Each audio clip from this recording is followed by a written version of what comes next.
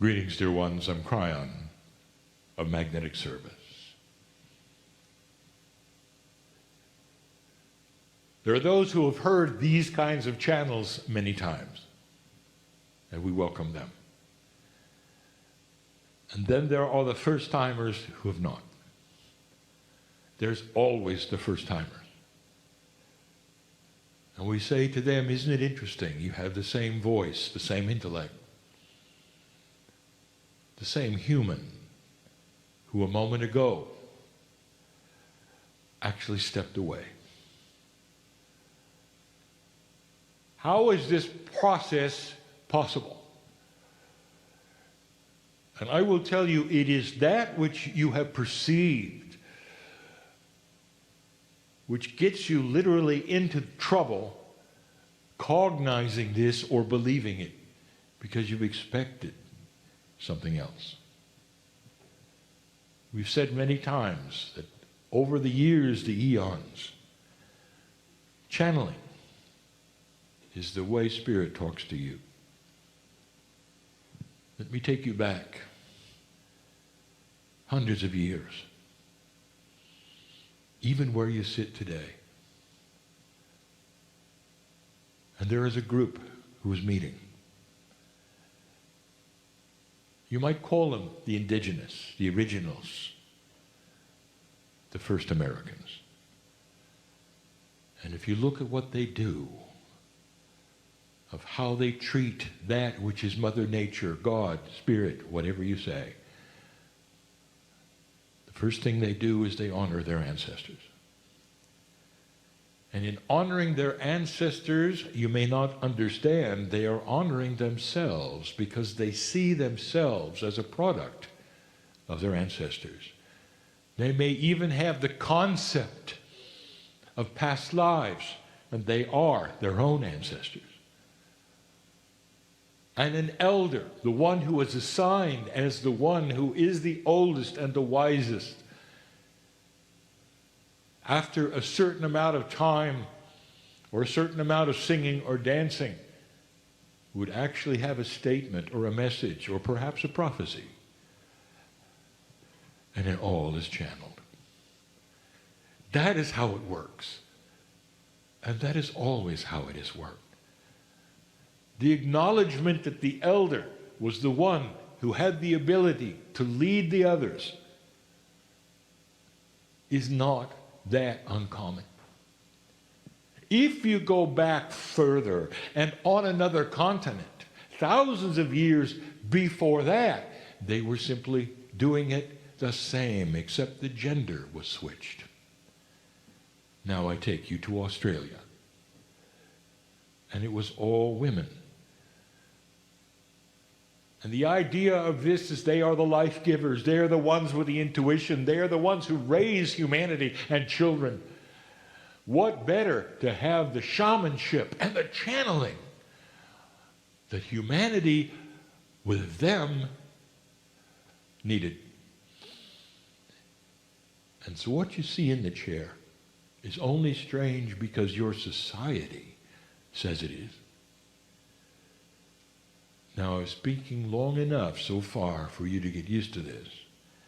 And I'm going to ask you, are you starting to feel that the energy is different? This is not the man who stood before you. The subject today is what it always is. The magnificence of the human being. In this new energy is startling. What is starting to happen in society will take generations. But what we want to tell you is what we have said before. There is precedent here. This has happened before in other places. And so when you hear the channeling of expectations of the prophecy, perhaps, of where it's going and what's going to happen and what is going on at this moment, it is a reflection of what has happened before. And in that there should be some solace. What happens with change? What happens when things start to get better? there's often upheaval. There's often a retranscription of reality where you have to get adjusted to something that literally was not there before. If new things are presented to the psyche of the human being, the first reaction is fear.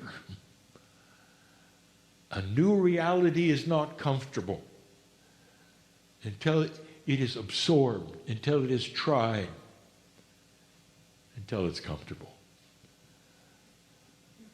And what is going on, not necessarily just in this room, but within old souls and humanity in general, is the upheaval of change. The thing that you are starting to see the most is what I will call the exposure of the white hats and black hats. No more fence sitting is what we have told you is upon this planet. And the darkness is starting to show clearly. Whereas before it was muddled in the soup of grayness, you might say, of your very existence. You might have lived for 20, 30, 40 years on this planet and been part of major conspiracies, of Illuminatis, of control, and never really truly understood it because it was in the grayness under the hood. And now it's not. And suddenly you start to see it and you react. And what that's going to do, ladies and gentlemen, is it's going to create choice that you never had before. And that choice overwhelmingly, we've seen it, is going to be for the light. Integrity and transparency. And it starts with upheaval. It starts with things that don't make sense. It starts with a dark army that cuts people's heads off and wants to create horror and sorrow and darkness everywhere. Not a country-based army, but one that has no borders at all. First time, a dark army without borders, without a common language. We've said that over and over and over so that you'll see it as unique to your time and right on schedule. The knee-jerk reaction to the dark over light is that they must survive at any cost, and they're going to climb out of the woodwork. You're going to see it everywhere. It's going to come in many disguises, outrageousness, change, and it's already among those here know it. And it's in everyday life. You're going to see light workers that are having to make decisions. You can no longer, we talked about this last time, you can no longer subscribe to these kinds of energies and then go out of the room and live differently. That is a paradigm that you have gotten used to, dear ones. And the paradigm says that you go to worship and you dress for it and you sing songs and you kneel. And then you go home and you get in your regular clothes and you're somebody else. And you do that for year after year and you call it acceptable, never understanding it's not even real. And now it gets real. What do you believe? Do you carry it into your life? When you wake up in the morning, what is the first thing you think? There are those who will put their feet on the ground and say, here it is, another wretched day. And it will be. Created from their mouths, their consciousness, and they will walk from place to place, and everything will go wrong. And they'll cry throughout the day because everything is wrong. Never understanding that their consciousness precedes them. And then there are those who will put their feet on the ground and smile and chuckle and say, here I am again, magnificent in a beautiful world. And you'll say, well, Kryon, are you just fooling yourself? It's not a beautiful world. Maybe it is to the one who walks around and creates a beautiful bubble wherever they go.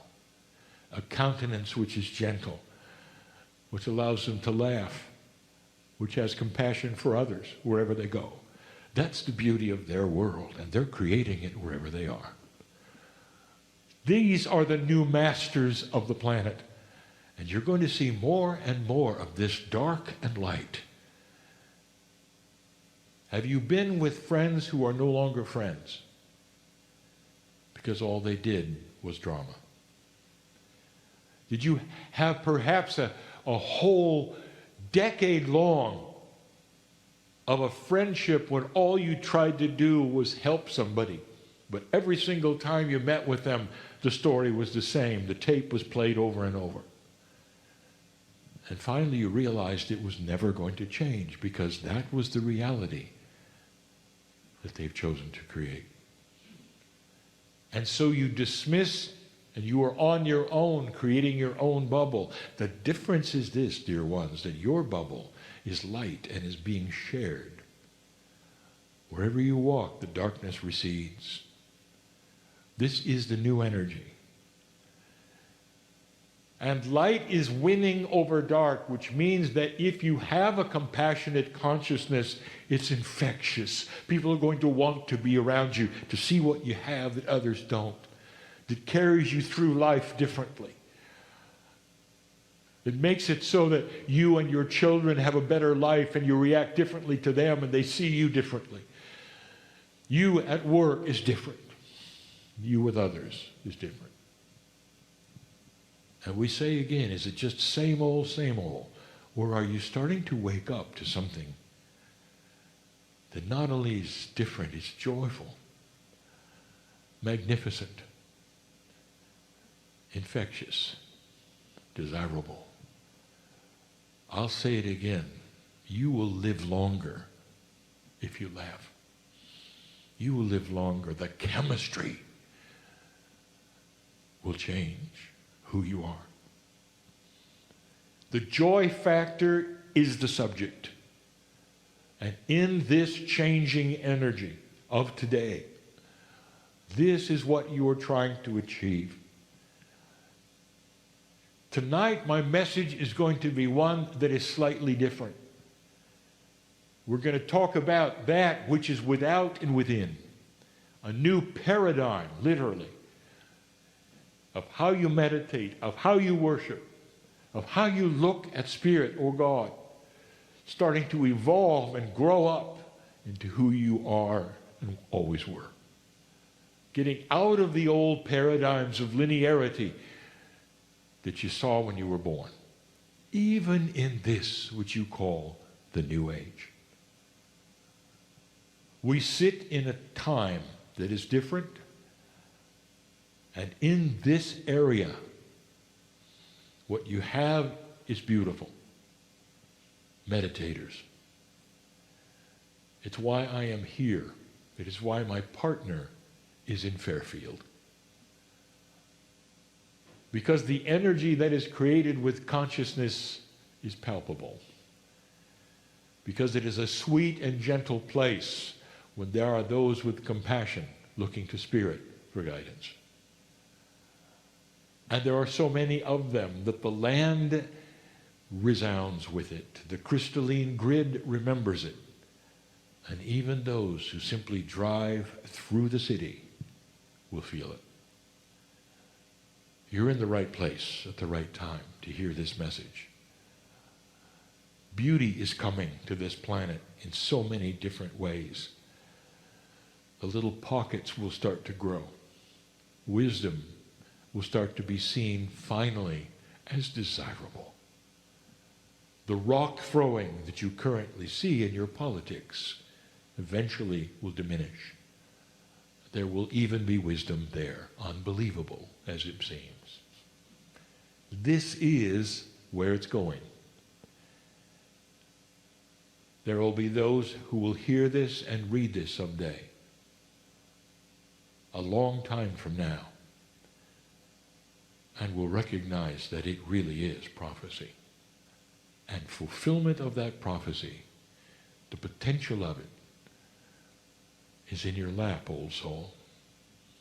Because you're not going to sit and watch it and wait for it. You're going to create it. That's your job.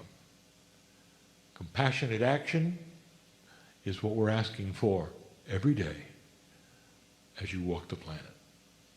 And that's enough for now. And so it is.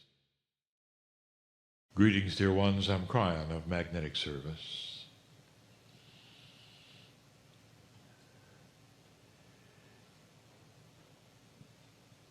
The voice you hear indeed represents the energy of the creative source. That is God to some, spirit to others, whatever you want to call it.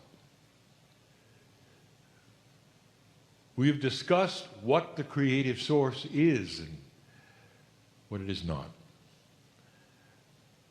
A benevolent source that knows you. Unbelievable to some that the human being individually would be known by the one or many, the soup, the creation that was responsible for setting the universe in motion. And the reason for this personal touch, you might say, is because in you is part of the Creator. We've told you this before. The system is complete because you are part of God. It's important, especially in this new energy, that you really cognize this and feel this. We go back again to the ancients to see what they would say. For instance, what is the first organized spiritual system on the planet thousands of years ago? What was their first intuition about who humanity was? And the answer is God inside. There are still cultures, many of them, millions of individuals on the planet who would greet you with a namaste, the acknowledgement of my God inside me greets the God in you. God inside is not a foreign concept. Do you realize the connection that is possible here? Dear ones, with the DNA working at the degree it is, the shallowness of all of it, as you progress and as you have an elegance of the divine evolvement which is at hand, the first thing that's going to happen is that connection's going to get better. And the God inside becomes the God outside and inside. But for now, I want you to really, really cognize that you come into this planet with the Creator inside you. This is reasonable and logical for the test of the planet, for the souls that have to come here and work the issue. There has got to be creation in each of you. If that's the case, I'm going to ask the big question of the evening. When you sit to meditate, when you sit to pray, when you worship, why do you lift your hands and pray to somebody other than the God inside? Humanity is going to have to start understanding in this new energy The way to the future is not an externalness, it's an internalness.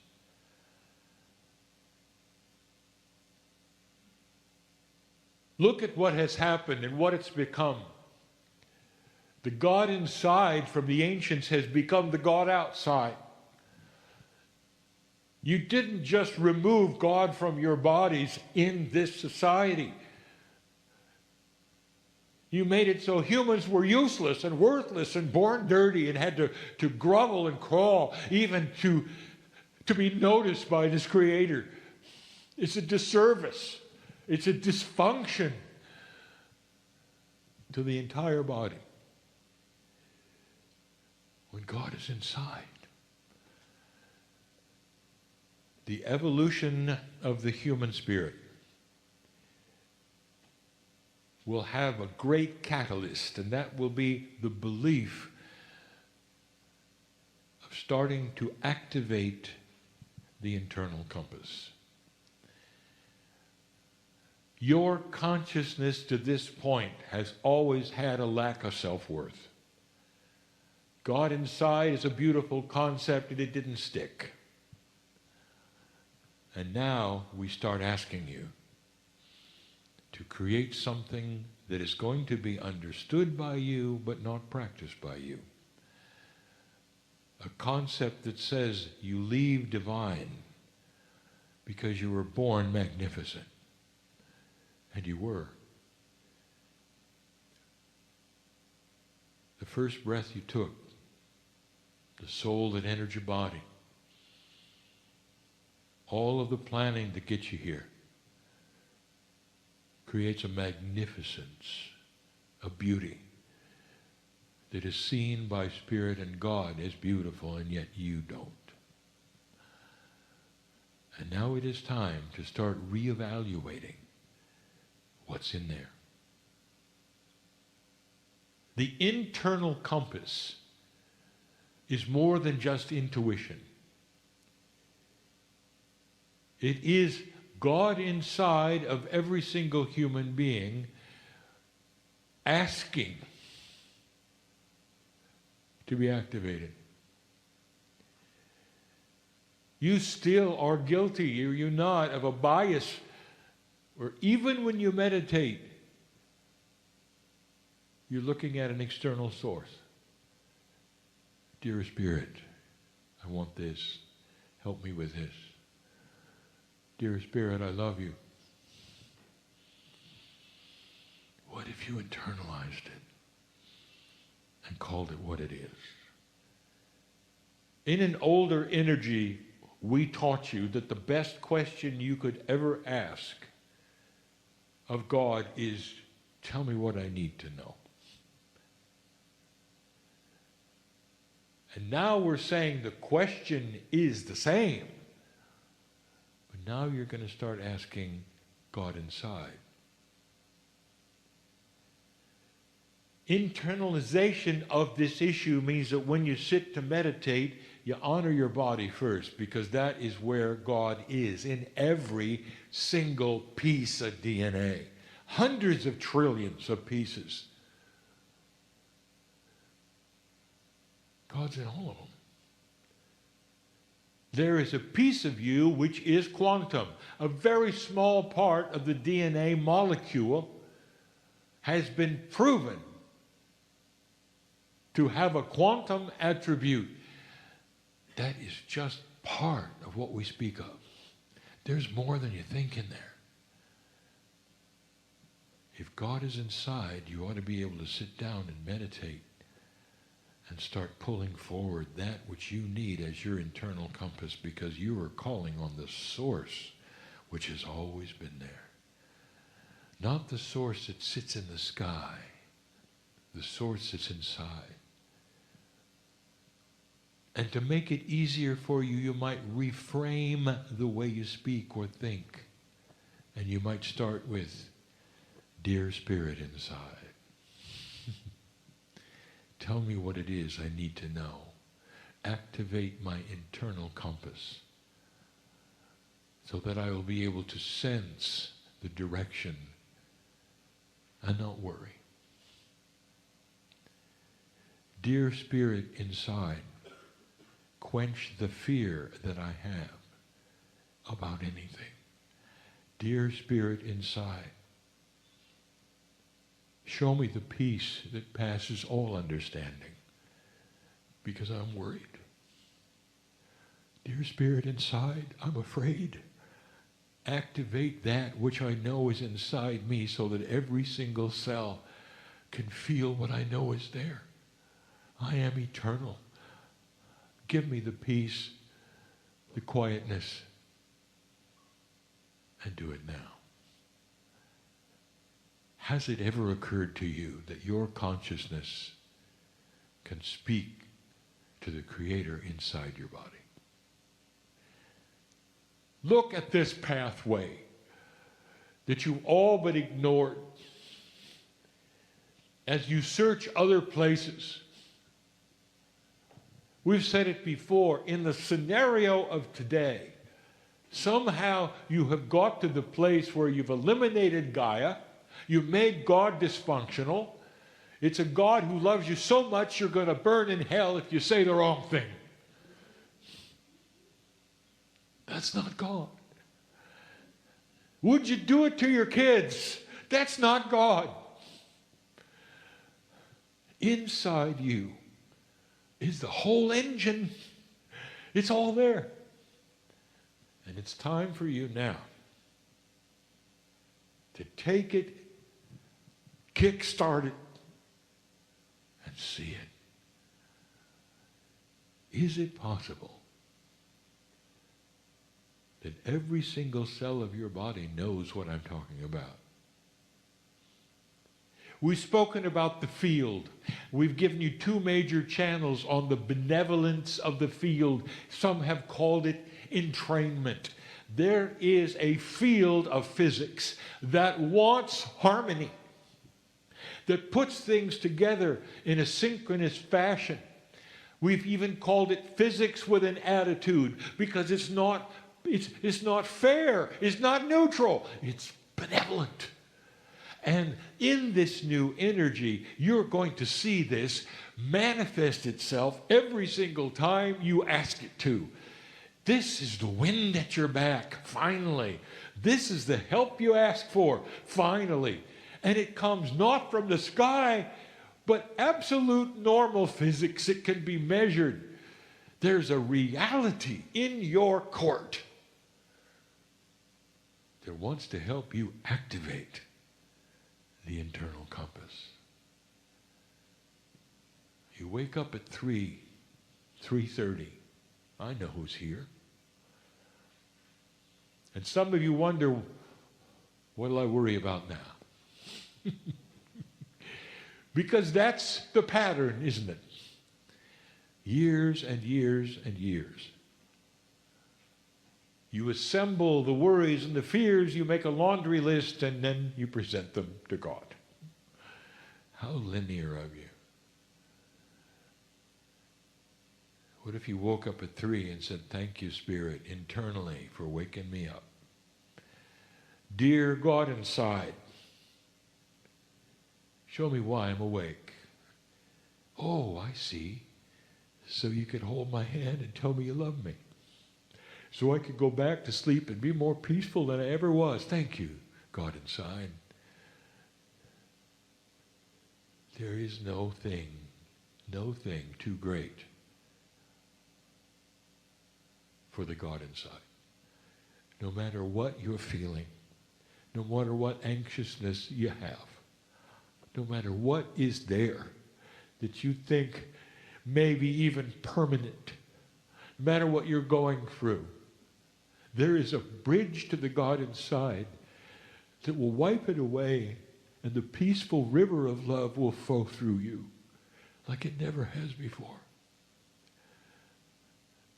People will see it in you. People experiencing some of the things you have to experience will see it in you because you've mastered it. You discovered where God is. And the irony of it, you've just returned to the past. The ancients knew it all along. And now you're just reawakening some of the most profound knowledge of humanity.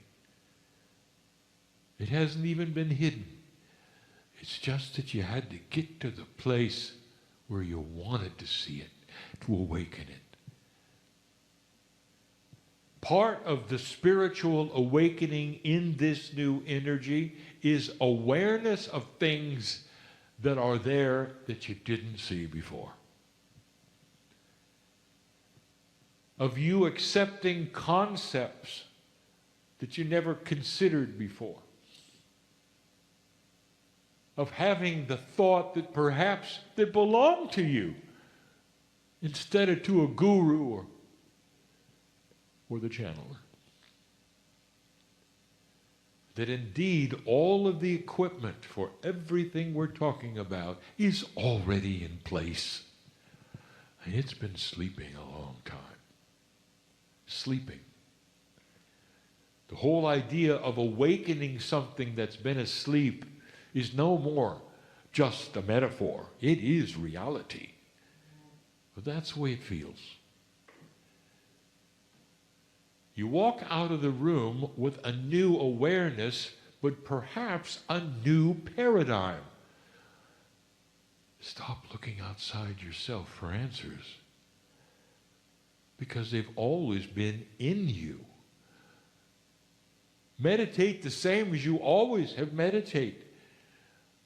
But what you're now doing is balancing internally that which will manifest externally in your actions, in your consciousness, in how you treat others, in how you greet the God inside of anyone who comes in your path. We have spoken over and over about compassionate action. We've talked about a change of consciousness that makes your actions different. We said this leads to healthy things. It leads to longer life. This is the evolvement of the new human being. But this is a major hurdle. Listen to the way you meditate and pray. Add the word inside every time you mention Spirit, every time you mention God. Dear God inside, dear Spirit inside. And your body is going to get used to this. It's going to own it. It's going to start understanding you have cognized the divine creator inside yourselves. It's step one to so many things that you have that you didn't think you could do. Now I know who's in the room. I know who's listening. What have you got right now that is so sorrowful, or that creates worry and fear? What is it about humanity that lets you project the worst into something worse? And so whatever it is that you fear, then you create a bigger monster. This is the old energy paradigm that will completely and totally be wiped away by dear God inside. Darkness cannot exist when love rules. Hatred cannot be there when joy rules. Sorrow cannot exist when laughter is the king. And this is the teaching of the day, of the year, of the century. You turn the corner, dear God inside, and you join the ancients who knew it from the beginning, for it was intuitive. And then when you have time, and when you want to, I want you to walk outside to where the trees are and the dirt, not the cement. where your feet can touch the dirt and you can say something that Gaia has wanted to hear for centuries. I want you to say, my God inside says, welcome home. You're going to start collecting energy from the source of Gaia itself, because that is your partner here. You cannot survive without it. We're in a place where there's many farmers. You ask them, they know. Farmers have a tendency to go barefoot when no others would. And you'd say, why would you do that? And they would say, because I want the dirt between my toes. Because I can feel that which is the energy of the dirt, of the divine. And it soothes my soul. It's the step after God inside. No matter where you live, you can do this. You can go where it exists and do this. And I'll tell you, you're going to receive a revelation of energy when you start including Gaia yet again. But dear ones, first is God inside. The externalization of where and how God works converted to the internalization of the reality of how God works is the key. Did you know that when you start that, your biology starts to shift? Did you know that your chemistry will start to shift? Did you know that the benevolence of the field will have a greater impact upon your health? Because suddenly you are allied with things that you never were before. If God is external, how are you ever going to internalize your health? If God is external, how are you ever going to have the peace inside? If God is external, what's it all about? Why do you exist? The logic of this should be clear, because there is no external. You are God. And collectively, your consciousness will change the planet because you are God.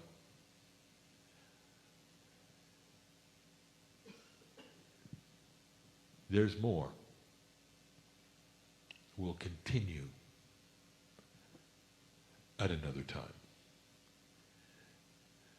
Dear ones, as you sit listening, all of you, I want you to know that this message is so filled with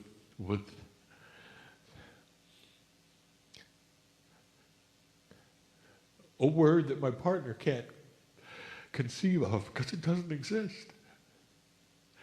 There's no word of how much the Creator is part of you.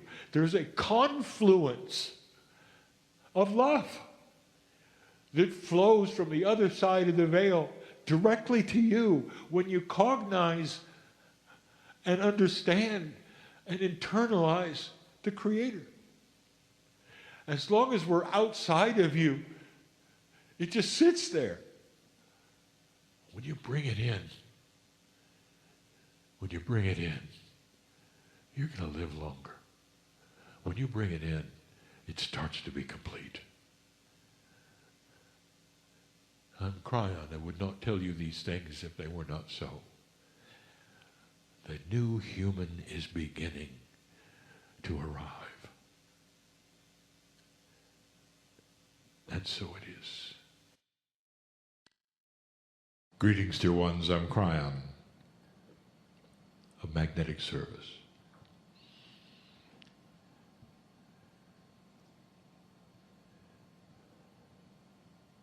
I want to extend the message of last night.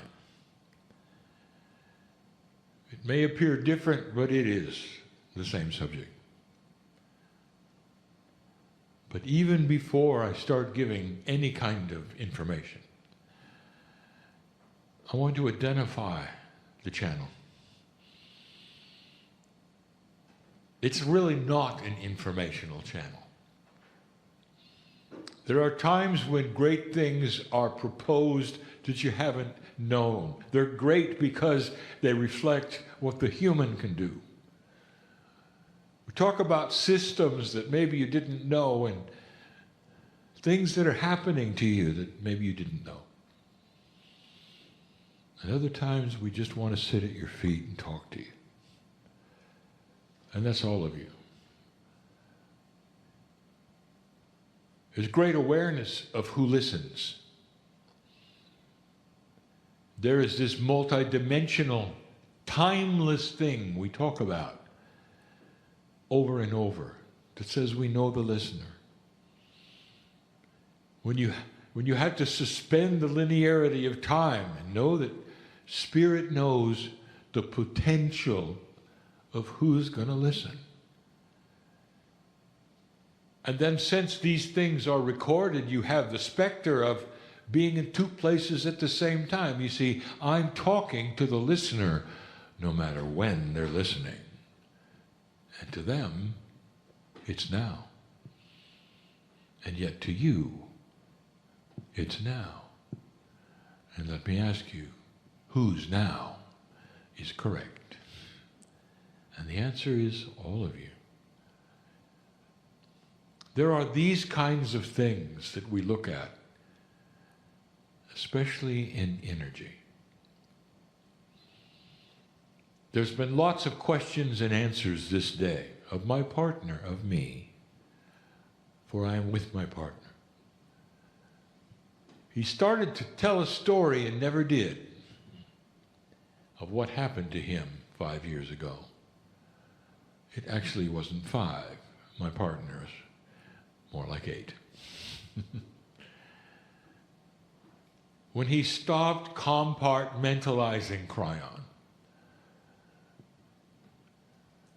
Humanity does this. They look at their relationship with Spirit and they segment it. There's a place to worship, a time to worship, what you wear when you worship, a day to worship. You come and you go, you schedule it. And we've said that before. My partner was doing the same thing. Some of you are doing the same thing. When he sat in the chair, he changed because he had to bring in me. The group that is called the Kryon, that is an energy from the other side of the veil that can communicate with you basically through love. And he had to get ready for it. He actually had to leave the room and come back for it. Many people remember these times. I asked him, is he ready for the next step? He didn't know there was one. He thought he had arrived at the last step. There is no last step. You're always, always going to another one. And he asked what it was, and I said, how would you like to be with that which is your higher self and me? All the time. I can remember his answer. Partly comedic, but there was truth. He said, will it hurt? Partly reality, will it hurt? And what he meant by that, will it hurt the flow of my life? Can I still be me? As though a magnificent thing would be bad. And then we ask him to try it. It became a meld where no matter where he is or what question he is asked, he delivers the answer from that part of him which is connected to me. In these sessions, some of you can feel it. When he flips between Lee and Kryon. Those who discern can see the light in him change. And this is the invitation, an extension of the last channel we gave you. If God is inside, why do you compartmentalize it? How many of you can meditate while you shop? Some of you feel that in itself is a form of meditation. But the question is this: can you multitask with God? Can you be at work or an assignment or something that you're doing because this is what you do? And at the same time, you're involving the grandness of creation. Do you separate them to the extent that one does not belong to the other, and then when you're done, then you can have a nice meditation? Have you mastered the art of being awake and meditating and being connected to Spirit even when you drive, so that it's not dangerous? Did you know that was possible? Some of you know more than it's possible you do it. You don't have to leave your body. You don't have to be someplace that is what they would call non-concentration. That you can multitask. Even accountants be crunching their numbers and at the same time be aware of their divinity. Because it can be 24/7, all the time. Humans have not been built for this. And the reason is because that which you call human nature, your society, your training, your culture, has always segmented everything. A time to eat, time to play, time to work. Time to worship. A time for happiness and sadness. And as this meld begins, all of those things also meld. If you start this process and you understand what I'm saying, the compassionate part of you starts to be involved no matter where you are, no matter what you do. It's almost like an extended worship service where you would pray, meditate, sing, feel the presence of God in everything you do. And you would not be worshiping an entity or even a God. You would be worshiping the joy that you have. You would be grateful that now you could have something all the time and not just once in a while or not just on the schedule. Kryon, is it possible we can be connected when we sleep? What you don't know is you've always been connected when you sleep. That's part of that multidimensionality of your dreams where they go everywhere. And you can't make any kind of linear sense in so many of them. Your brain disengages. And part of spirit then will be with you in ways it is not when you're awake. Awakeness often creates survival. Awareness of who is there and why they are there and how you can move around and be safe. Can you do that and still be connected to Spirit? And the answer is yes, completely, totally. I want you to revisit your own Akash. There were times, dear ones, eons ago, when you really were in survival. You really did carry a spear. You really did have something, perhaps, to live in you wouldn't recognize today.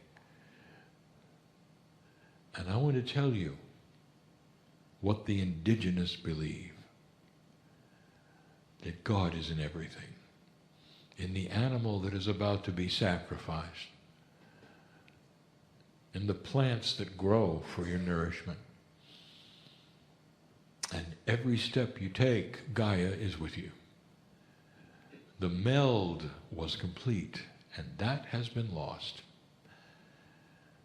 And now we rekindle that meld, but in this new energy, it goes far beyond this. It starts to enhance the intuition and synchronicity. Who will you meet and when? I speak to a room full of people. It is there now. And I say to this room filled with people, did you meet somebody you didn't know today? And did you learn anything you didn't know from them? Did you recognize them? Not as former family members, not as profound Akashic things, but as member of a soul group called the Creative Source. Could you see you in them? Could you relate? Could you be empathetic to the point where you could join them often and know that you'd be safe and fine? Synchronicity works this way. You're pulled together from places that are very different. For commonality, you have come to the room to hear the channeling, to enjoy the energy, to be with others of like mind. And now let's add the last one, to always expect. Synchronicity with people you don't know. There are those who had answers for you today if you took the time to meet them. Situations and issues that you've asked about and wondered about. Synchronicity is the new key. Intuition will push and pull you, not karma, to come to these kinds of meetings and other areas where you will meet those who are there to meet you. And how are you going to enhance that? How do you know where to go? And the answer is the meld.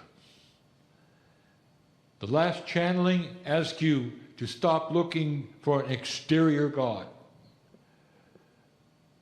and start looking inward to an interior God, so that your meditations would begin differently. Dear Spirit inside. Dear God inside.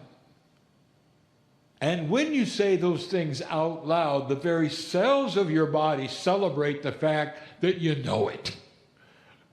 It's almost like they're saying, they're awake. They know about us. Finally, the integration begins. The meld is the invitation to carry around that part of you which is divine, that you feel is God, whatever that is, to carry it into the most unlikely places, what you do, where you go. As you drive, as you walk, as you shop, as you eat, as you talk. And dear ones, when you do that, things change. You're healthier. Did you know that? You can't segment and remove spirit from your cellular structure and only visit it when you want to and expect balance in your cells. Your cells crave this. The balance of bodies crave this. The missing piece, the element that's always been something that has been mysterious and people have asked about over and over. How can I this? How can I that? Your name goes here. How can I go this? What's next? You're not melded yet, or you wouldn't ask. The melded human being is one who is super intuitive and don't even know it. They just know what they should do, where they should go, and what's next. That's the meld that we speak of. This creates the new human, who is starting to appreciate and understand that spirituality is not removed from the corporeal human being, the corporeal human being. Can you do this in a corporate structure? Can you go to work? Can you go to committee meetings? Can you meet the boss and have God inside? Now, some people say, no. I've got to leave Spirit at the door when I go into the office. As though Spirit was not there. I hear this all the time from humanity. And they would say, you have no idea what I have to go through. As though we weren't there. Next to you the whole time. Even in your statements in meditation, you don't know we're there. You've isolated and compartmentalized yourself so much that you have to try to explain to Spirit in your meditations what you need, as though we were never there. The one who melds, don't get this wrong, the one who melds may find themselves meditating less because they have changed the nomenclature of meditation. 24/7 meditation, always connected no matter what you're doing, always meditating because you have God inside, always thinking like a meditator because you have God inside. No more isolation, no more scheduling a meeting with God in a place where you know God is. Instead, you know where God is inside you. 24-hour meditation with your eyes open, going to work. Is this really possible? Now, those who are meditation specialists are a little nervous with this message. Because the old paradigm says there must be a dedicated concentration in order to achieve a certain state of esotericness.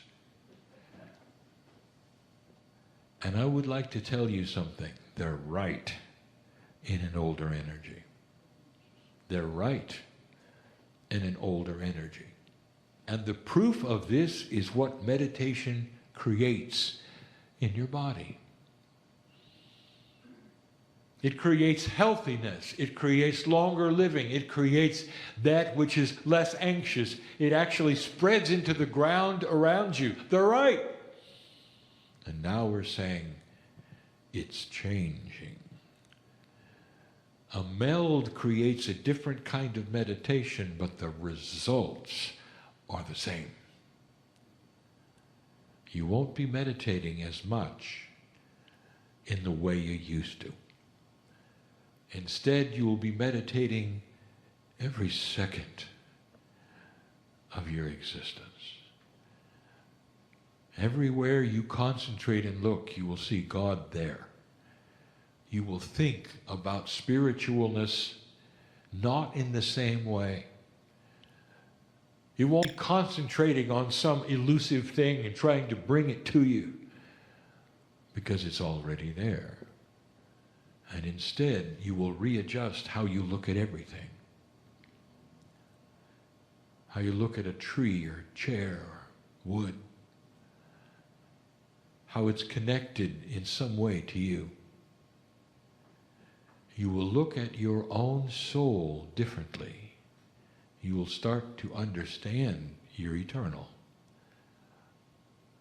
That even after that part, which others call your passing, you're still here. Because you will be biological and you'll continue the journey you have before you will again. You start to see your own life differently. The fears that were drummed into you will start to leave. You'll understand that you can have empathy for the planet, but it doesn't have to control your emotions. You can see injustice, and it doesn't have to make you sob and cry and not sleep. Instead, you can see that, and you can send energy to that part of it that needs energy because of the God inside. You're meditating. You don't have to become part of the problem to work with the problem. You have to be in that mode that says all things that are happening are here and happening, and what I am is the catalyst to compassion around them. I can put them in a bubble of love, and the result will be that others will feel it. And that eventually those things will morph and change. And then when you have enough doing it together, what a difference. It's all changing. Who am I really speaking to here? The old soul. The one who would want to meditate at all. Who recognizes the power of it, the appropriateness of it, the majesty of it. And the message is clear. God inside. The meld is here. Change the very definition of meditation. Because now it is really getting powerful. Because you are the source.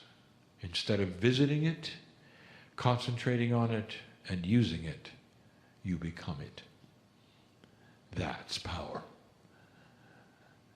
It's all part of this message that we gave last night.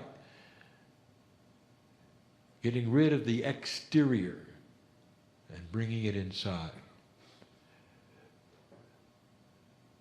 The message is about energy. Who are you really? Lastly, who are you really? Old soul, the very thing that would bring you to the room. Meditator, listen, the very thing that would bring you to meditate is God inside. Who are you? An old soul on the planet will say, well, I've been here a very, very long time. I've lived a lot of lives. Let's go beyond that. Who are you? Let's talk to the one who's listening right now, who's a first-timer, who is not an old soul. Who are you? Let me take you on a trip. At a level that is beyond the soul.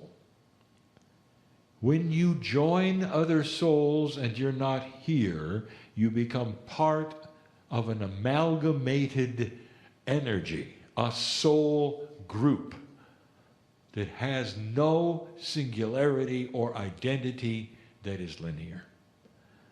You are part of the soup of creation, the energy of the universe, looking at the galaxy. That's who you are. That means you were here when the earth was created.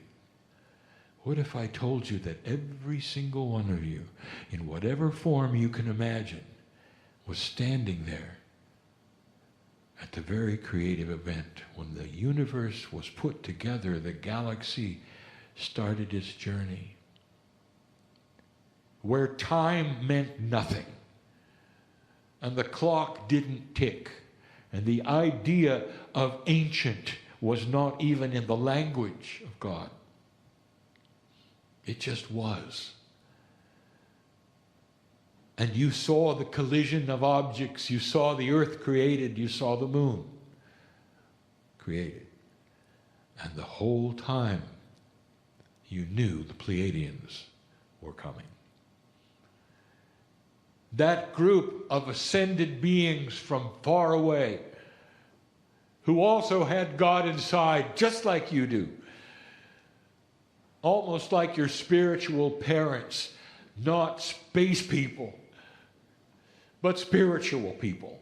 People, not aliens, people who would eventually come here and seed you in a way that would be magnificent to bring you to this place where the shift is happening, where my partner could sit here, where channeling is being listened to.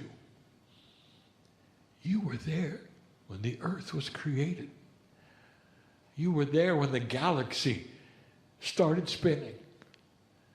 You got to see the pair in the middle of the spinning galaxy, not the singularity, not a black hole, but the push-pull of the energy that no one has discovered yet and will. You know how physics works. You knew that someday you'd start your journey here. That's who you are. That goes apart from humans, doesn't it? Now we're talking about the essence of you. You're forever. And when you meld, I promise that one of the things that's going to happen is that the longer you live, the more you'll be aware that death itself is a paper tiger. It's a transition, and all it does is create sorrow for those you left behind. That's all it does. It doesn't take you to a bad place. It takes you to a good place. You go home. And all that happens next is that you come back. The worst thing about death is not dying. It's those who are left behind and how they treat it. And how you can prepare them to treat it. If you can cognize this with them too, they'll have a celebration. They'll celebrate you in your next incarnation. They'll celebrate all that you did while you were here. They will celebrate you into the beyond. And there will be tears of joy that you're eternal like they are. What a concept. A new kind of funeral. And it's coming. You're going to see it. This is an accelerated consciousness, ways of thinking that are very different. And they're going to become common because universal truth is that way. I want to remind you in closing, there was a time on this planet when there were many gods. And it wasn't that long ago. Even when you're talking about 3,000 to 4,000 years, which is nothing, there were multiple gods and arguments about which one is correct and real. Most of them were dysfunctional. And then something happened at the right time, in the right place. The earth got the news and accepted it almost universally over a small amount of time. Monotheism. One God for the planet. Today, there is one God for the planet. That is a consciousness shift. And so when we tell you there's going to come a time when you understand more about the way things work spiritually, even death and life, you're going to say, I don't think so. Well, I want you to readjust your thinking based upon what happened in the past. The earth shifted its whole focus because the truth spoke for itself. There is one God. And there'll be also the agreement that there's also one system of one God. And that one system is that humans have a soul that is eternal. And the eternalness of it is not something that goes to another place. It returns and celebrates its existence and improves the planet every time it comes. A beautiful system of soul return. And that will then be common on the planet. Just like monotheism became common on the planet. It's coming. It will not then cancel or make systems wrong, which you call spiritual. They will simply adjust, and you've seen it before. They will adjust and still be as magnificent. Not everyone will then have to change their spirituality. It simply will be a new truth that finds itself in its appropriate way into the systems you call organized religion. Things will get better because of this. You're so singular. So many of you listening now still believe that there's come a time when the earth is going to be a utopia, and all spirituality will be seen as the same, and there will be no dissension. You will have free choice forever, and the free choice will create a variety of opinion. But today, if you ask somebody about monotheism, you'll say, of course, there's one God. The dissension is how to worship the one God. That will then go away. And the realization that the oneness is for everyone, and there is no right or wrong, there's just love. That will morph into something else, which will morph into something else, if you connect and meld. Dear ones, in closing, I will say this. You are at the cusp of new paradigm shift that is spiritual. And that part of what old souls know will work is this meld that I'm talking about. Creating something that is with you all the time, 24/7. Awake in the morning and celebrate your existence as you put your feet on the floor. When you go to sleep at night, before you swing your feet onto the bed, celebrate the fact that God is inside and you're never alone. And that death will never have a sting that you've been taught it would. I want you to think of your demise, which will always happen. Think of your demise, which will always happen. And smile. Can you do it? Because you're coming right back. And you continue, and you continue, and you continue. It's simply a transition. That's all it is. Call it a transition of love. Because that's what it feels like. You'll see. You've done it before. How many of you have Akashic remembrance of passing over the veil? And you might say, well, I don't really remember that, Kryon. Oh, you will. And when you do, a whole nother awareness will be yours. This is the beauty of what's happening here, slowly. There'll come a time when these channels will be listened to yet again, in whatever format is available at that time.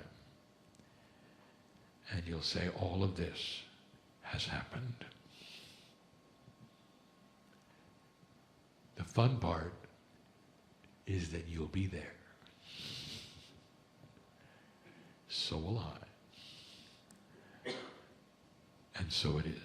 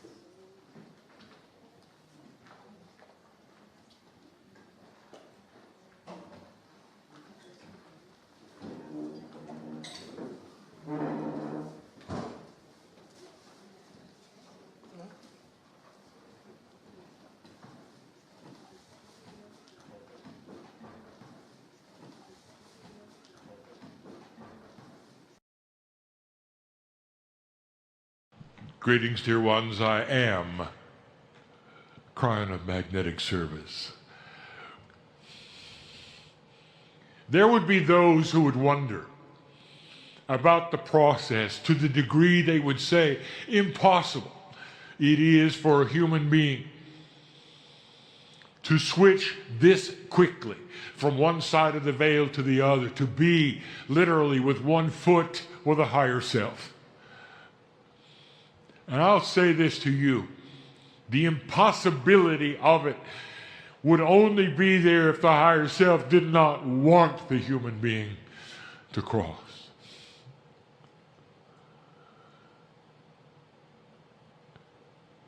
You must know this,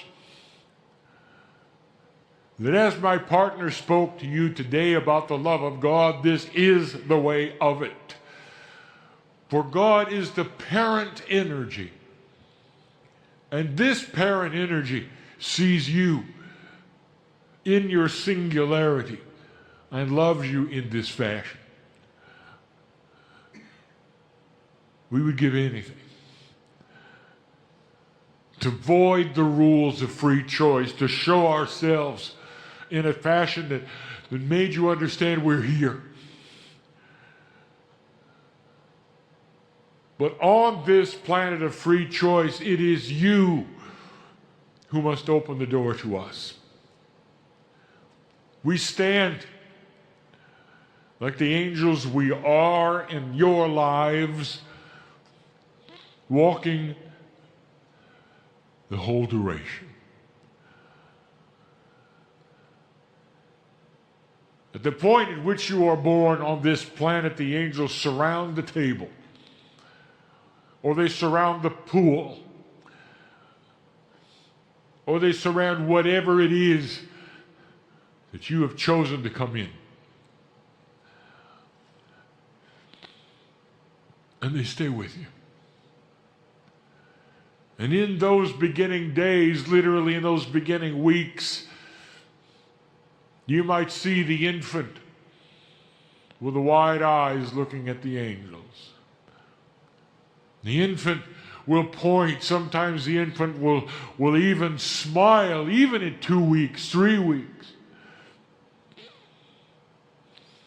Because the infant recognizes us.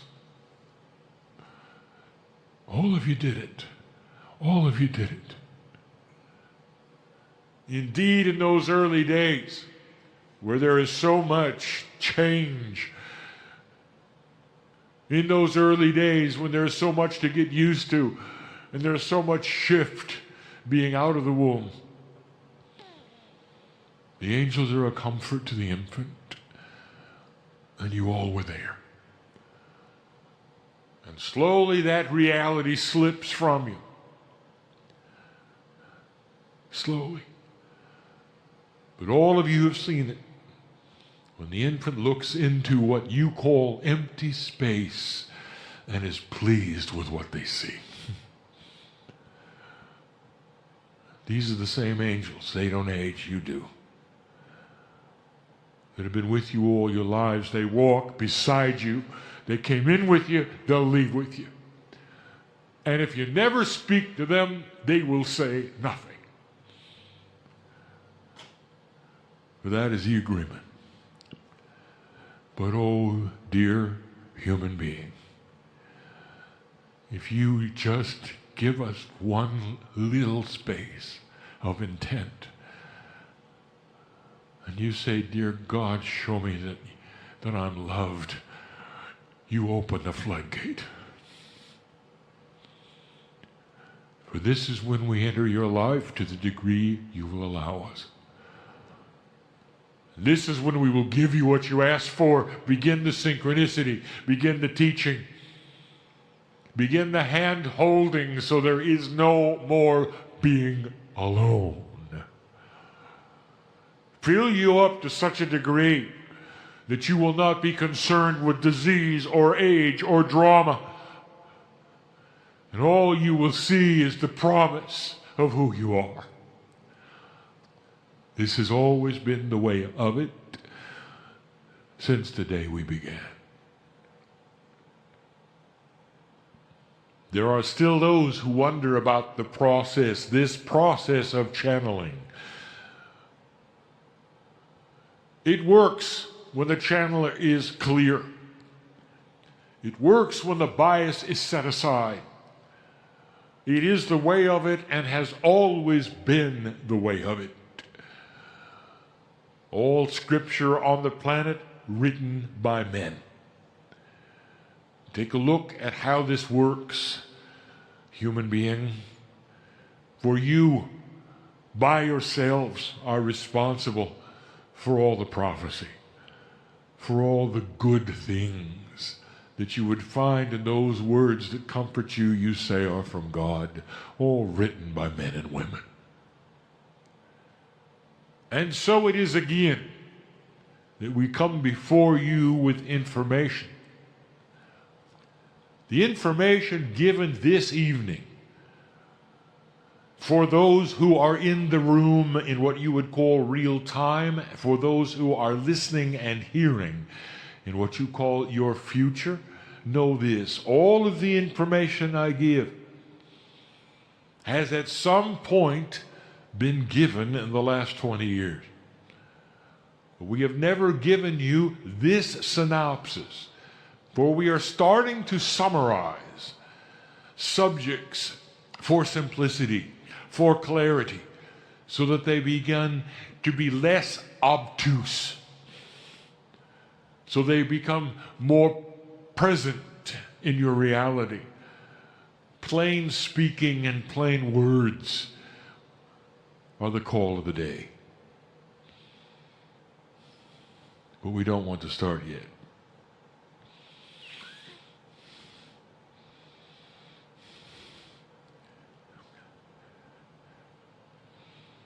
How many of you in here are aware of what is also in here? Let the energy of this moment not be lost upon you, for this is real. What you hear here is not a human being pretending to channel. Let those in this place who are astute and who sense the energy of spirit look upon him now and see the colors that would betray the fact that this is actually happening.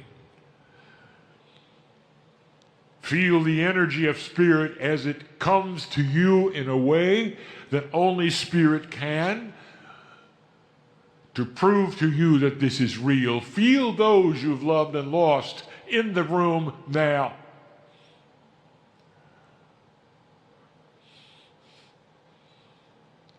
And this will show you that what is happening at this moment is as it seems. This is the gift.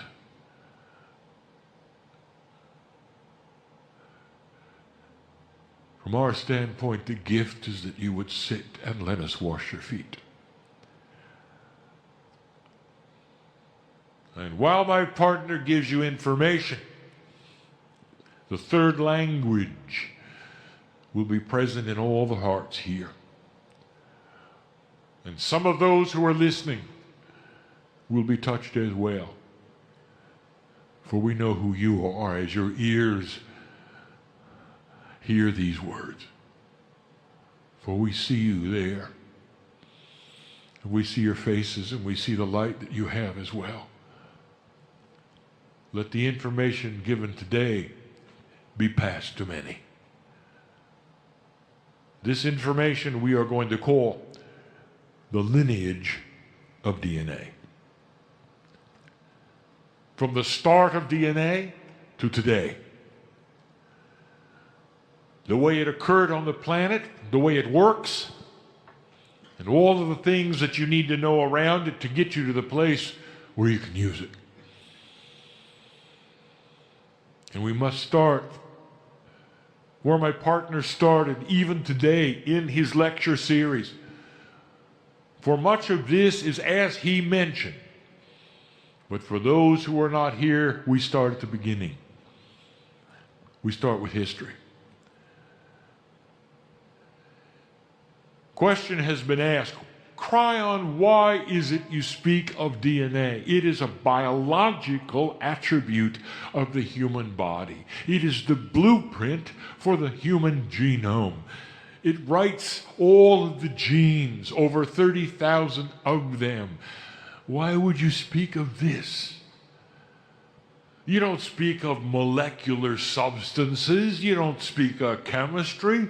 Why would you speak of DNA? Instead, speak to us about spiritual things. It has been said. The criticism has been put forward. The disappointment is registered. And there are those who don't understand why we speak of DNA. So let me tell you, dear one, if you are one of those, it is time to reveal your DNA is that which is the core element of who you are. If you had to pick a place where the higher self is, it's in your DNA.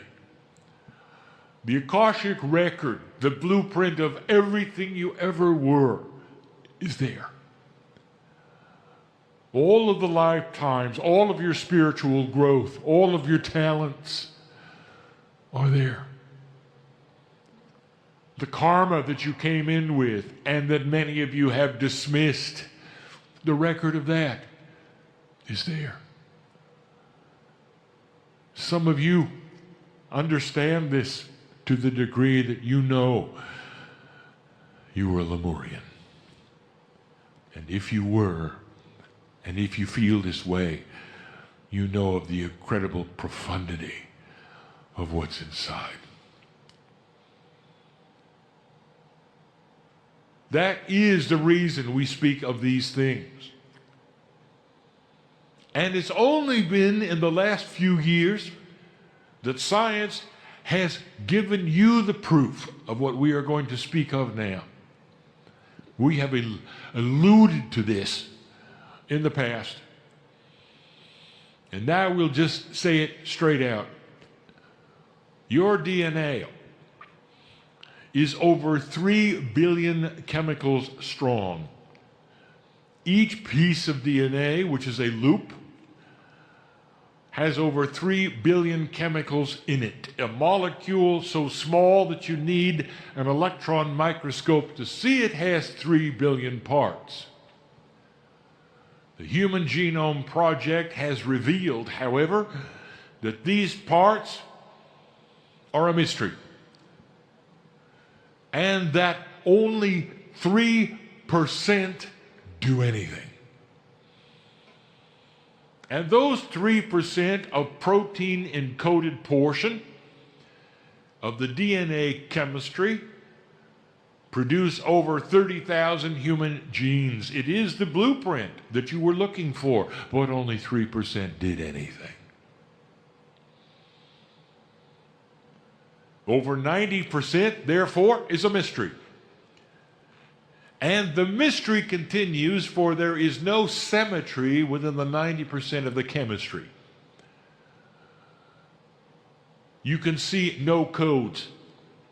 It seems a random event has occurred, and some have called it junk.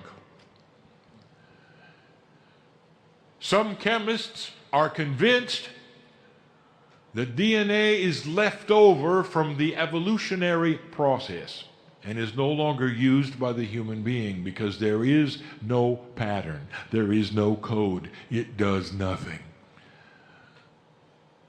And the rest of you know better. Revolution and Mother Nature and Gaia all together are very efficient when it comes to human biology and to life in general, whether it's photosynthesis all the way to the human genome. They throw away things that are not used. It is not junk. I will tell you what it is. And in the revelation, yet again, I want you to ponder what it could mean. And that is this: 90% of your DNA is literally the quantum blueprint of your divinity. It is the quantum blueprint of your Akash. It is the record of all lifetimes, all things accomplished, all growth, all epiphany, all failure. For those of you who call yourselves Lemurians, it represents a vast amount of experience on the planet. Vast. All the way from the beginning, which we are going to speak of. Therefore, it is important that we speak of DNA. When 90% of it is literally the pattern which drives the 3%, think of it this way. 3% of DNA is the engine of the vehicle you ride in. 90% are the instructions for the engine. And in that 90%, dear ones, I would like to tell you, is human consciousness. And in human consciousness, there is your ability to talk to it, to control it, to work with it. One of the first things we ever told you is that humans are in charge of humans. They're in charge of the earth. Consciousness moves the earth. Consciousness is what is responsible for the vibration of the planet. And you have always, through human consciousness, been able to speak to your own DNA through the 90%, which is quantum. Human thought is quantum. So there is the workings of it, spoken in a clear fashion. And it's only because of the development of the human genome and the revelation of the 90% that seems to do nothing that we can speak now of what it really does. And it's going to make sense to science at some point in time. When they take a look at that 90% and they don't see it as coding, but they see it as engrams, as ways of sending modifiers to the 3%, which is the engine.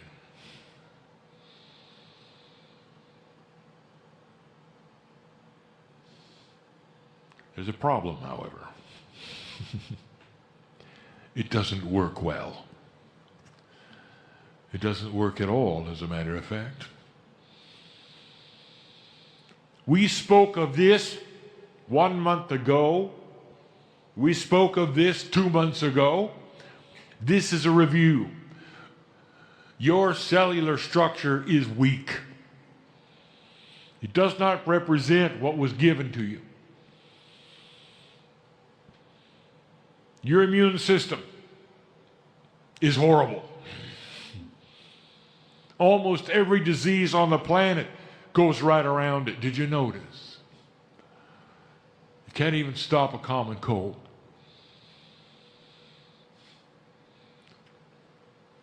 %90 of your DNA developed into a way to give instructions to the 3%, and yet the 3% can't do its job. And there's a problem here, you might say, and there is. For the 90% of your DNA that's supposed to be quantum is only at a 30% efficacy rate. That is to say, it's only 30% efficient. And we gave you that information some time ago. I'll give you the things we said then. Just briefly, I'll say this. How does it make you feel to know that you could have cancer in your system and your body will never tell you? You've got to go to another human and have a test to find out what your body is doing. What kind of a system is that? The self-diagnostics that have been built into the human being doesn't work. When a nerve is severed in your spinal cord, there's a chemistry that races to that area and keeps them from growing back together. Did you know that? Just the opposite of what you want. Starfish can grow back an arm, you can't. How does that feel, being the top of the evolutionary ladder? All of this because there is a DNA that is not functioning as it should. If you ever wondered about that, this is the fact. It does not function as it should. Let me take you back to the beginning. And here it is laid out so that anyone can see it and hear it, and all of the attributes of it. You need to hear it 100,000 years ago. There were up to 17 kinds of human beings in development, just like the variety of nature would call for regarding some of the other mammals.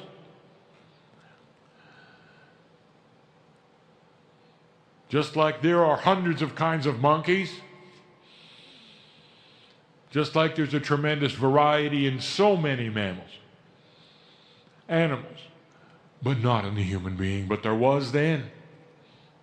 Go back with me 100,000 years, you'll see that documented. And then it happened. And some of you hearing this are not going to like this. This was the lecture of today. I give it to you again, for not all of you were here. Listen. A beautiful thing happened. Something happened by design.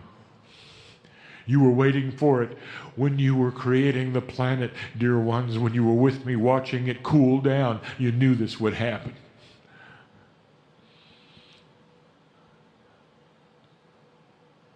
So in the Milky Way, you have what you have called the Seven Sisters.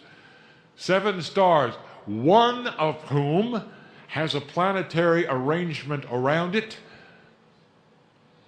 And you have called this arrangement and those coming from it the Pleiadians. And these are the ones who visited Earth 100,000 years ago, and it didn't take them very long to get here. And the reason it did not is because this is a race that is quantum. That is to say, there is no time, there is no space, there is no distance. They willed themselves here and they appeared. It is an advanced race that is spiritual. It is graduate in nature. It is mature. It is beautiful. All of these things on purpose, and those who came changed the DNA of one kind of human being of the 17. They stayed for as long as it took. You should know that this took over 1,000 years. Slowly, all of the other kinds of human beings dropped away. Only one was left, the kind that was changed. The DNA was being altered. And this is the creation story, given to you on purpose in a beautiful way by Spirit. It was an anointed time. And I would like to tell you, souls who are here, long before Lemuria, when you looked upon this and you saw it and you knew it was good. The Pleiadian brothers and sisters look like you. They do not have lizard skins. They do not have strange arms and legs. They're a bit taller, but they look like you. And there'll come a day when it's proper and correct and appropriate when they show themselves, not in your lifetime. But when they do, they're going to look just like you. And you will know that what I say here is accurate and true, for they are watching as I give this message. They are smiling with the appropriateness of this message. Listen to me, there is no conspiracy here. No one did anything to Earth, to humanity. There is no control issue here. By design, on purpose, Spirit allowed them by invitation for this purpose. The only planet of free choice moved from the Pleiadians to this solar system. And Earth, literally, spiritually, was born. It's controversial.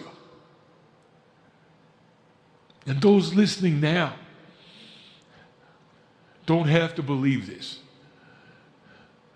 It is not critical to having your light shine on earth for this to be understood, but it is the truth.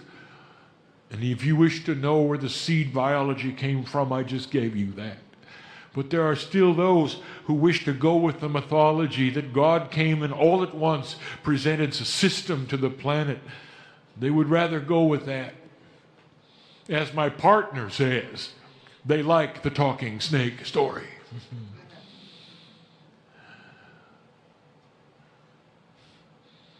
But that's not how it worked. Slowly, the first civilization on the planet was born. And it was called Lemuria. And it was not an advanced civilization in the way you think advanced. But they had something you should know about. Their DNA was at 90%, not 30. All the quantumness of their DNA was activated, for that is what the Pleiadians passed to them. The oldest civilization on the planet, the one that was the most long-lasting, that never had a war, was Lemuria. Broken up only because the oceans of the sea rose. They became seafaring as they had to be and always were, and moved to the edge of the Pacific Rim. They were the original society on the planet. They were the beginning. On the top of the mountain of the biggest island of Hawaii is where the canoes are buried. And they will tell you that in the lineage of Hawaii. The Pleiadians came there. That's where they landed first. That's where they began their work. Lemuria celebrated that, for they knew in their DNA all about the solar system. Did you understand that a quantum DNA working at 90% creates a consciousness that is one with the universe? One of the most ancient of spiritual beliefs on the planet asks you to be one with everything. It's not an accident. I'll get to that in a moment. The remnants of Lemuria are gone, covered by water a long time ago. You're not going to have proof of this. Not physically. Only if you go there and you ask what is happening. And the ancestors will come to you and answer and say, welcome home.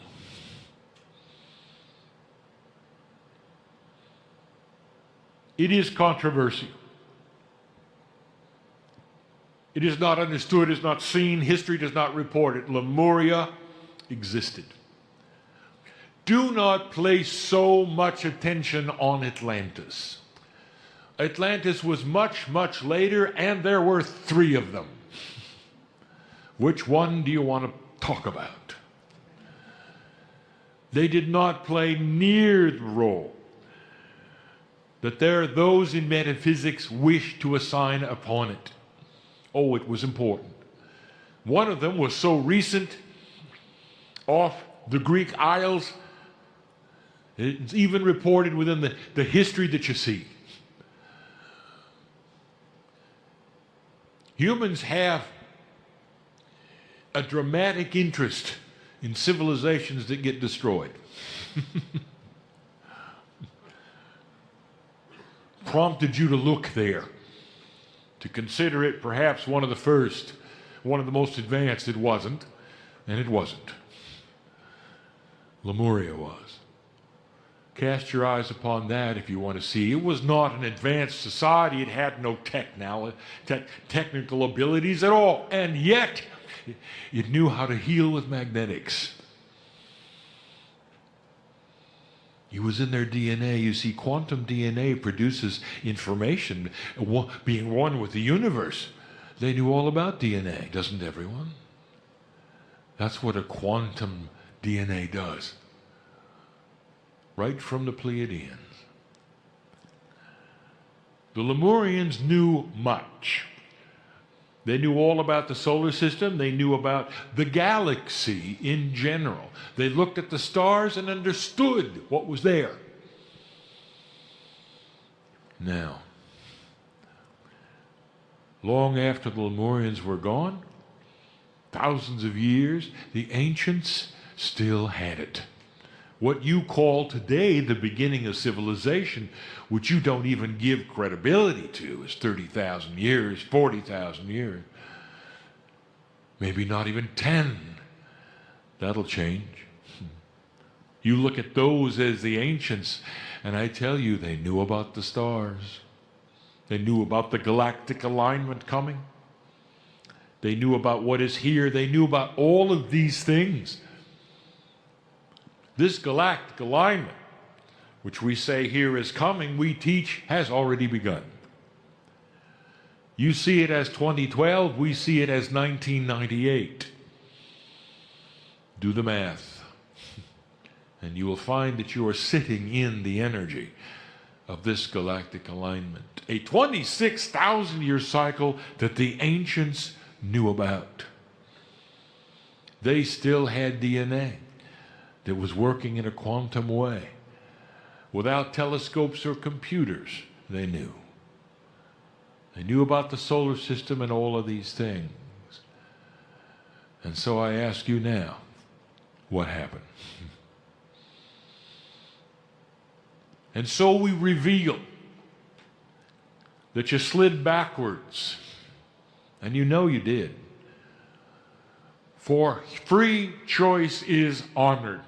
The splitting of Lemuria and the fragmenting of human society creates many ways that you might have said opportunities of losing what was a collective consciousness. And you did. And in this process, the DNA that used to be at a 90% level was reduced slowly back to 30. That's what you have today. And literally you started over. You did not have that quantum feeling, that knowledge, that intuition. You didn't know where your seeds came from. The Pleiadian experience was gone, was lost. Humans didn't understand astronomy. Humans didn't even think the earth was round. It went away. Almost like a reboot, a start over for all of you. And you pulled yourself up to where you are today, and I'm going to tell you what is different today. And with this, we almost are done. The lineage of DNA goes from a precious creation that was appropriate and accurate and true and not conspiratorial. No matter what any will tell you, on purpose, anointed and sacred. To a place today where it is beginning to be seen that way. And in that, the activation of your DNA is that which means you are beginning to increase it in a quantum fashion. There will be pieces and parts of the quantumness which can be activated before the other. You sit in a shift, you sit in an age you call New Age, and it isn't. It is a remembrance of the ancients. It is a return to a Lemurian state. And it's about time. This is what you call the new energy. The shift is upon you, and you begin to work with the DNA like the Lemurians did. Oh, human being, listen to me. This is the crux of why you're here. It is what we teach in this day. That the DNA, that quantum sacred part of you, is laying there ready to be enhanced with intent. And all that I brought in magnetic service to you was to service this planet in a way that the magnetics could then talk to your DNA and return you to a state at which you deserve. The Mayans spoke of it. This is the highest vibration that Gaia has ever seen. You sit in the ramp up of it. Bring human consciousness to match that vibration, and your DNA will start to increase in its efficiency. You're going to start to see it in many ways, and we've spoken of this as well. Go see these channelings where we told you there are some signs coming to show you that humans are evolving. And that evolvement process, starting with the indigo children, is about how much of the quantum DNA they are using. And the more you use, the less linear you're going to become. The more conceptual you will be. This is what you're doing.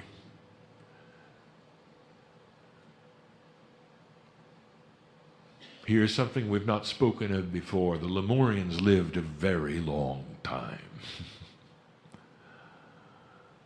Self-diagnostics in the DNA created a human cellular structure which actually repaired itself.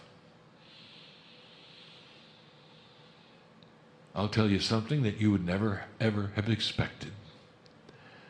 The Lemurian could grow back a limb. And I'm telling you, there'll come a time when you can too.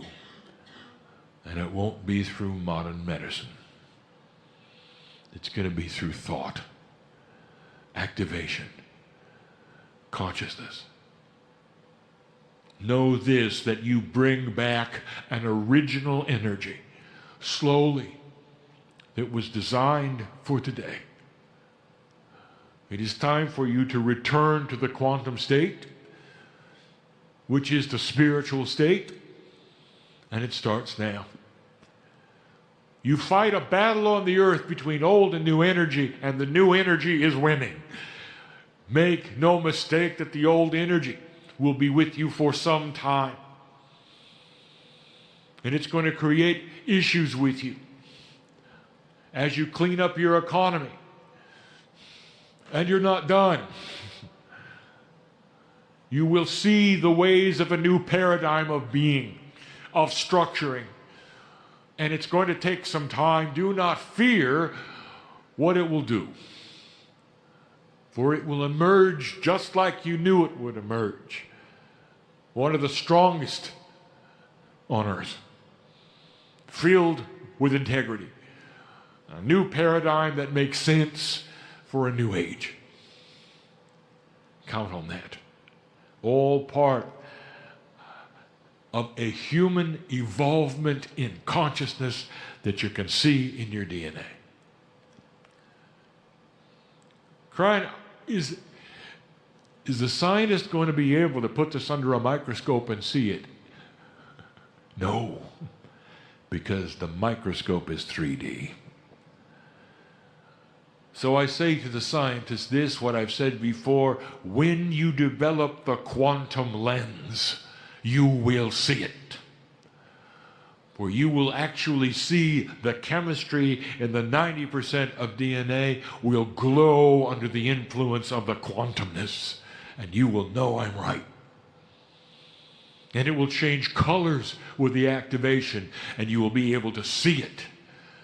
But at the moment, you have no quantum lens. There is not any device for measuring the quantumness of the universe that exists on the planet. But you're getting close. When you do, the revelation will be in your biology.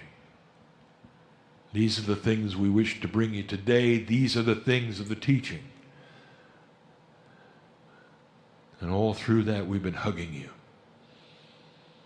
Why do we bring these things to you? To tell you, dear human being, that you have come full circle. You wouldn't have missed this. Dear human being, for those, listen to me. I know you.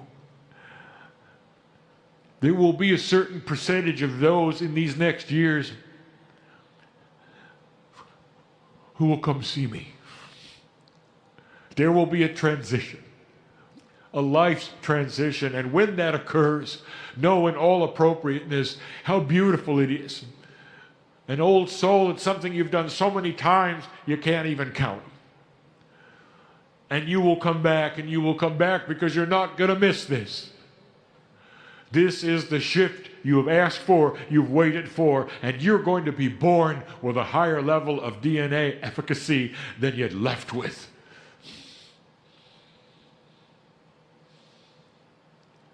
Watch these children develop even into a more frustrating group than they are now. And some of them will be you when you return.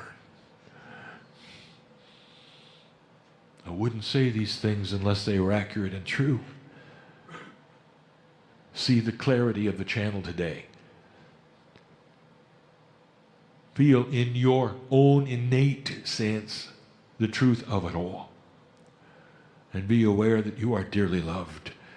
It is the reason we are here. We collect the bowls, metaphorically, of the tears we shed as we wash your feet. We invite you in the room now to carry on this energy of spirit. Let it sit with you for a moment before you rise and leave. Let it be known that this day, Spirit really was here to meet the brother and the sister, to wash your feet with our tears, that you would let us do such a thing as this, to be with you for an hour and to love you like we are. And so it is.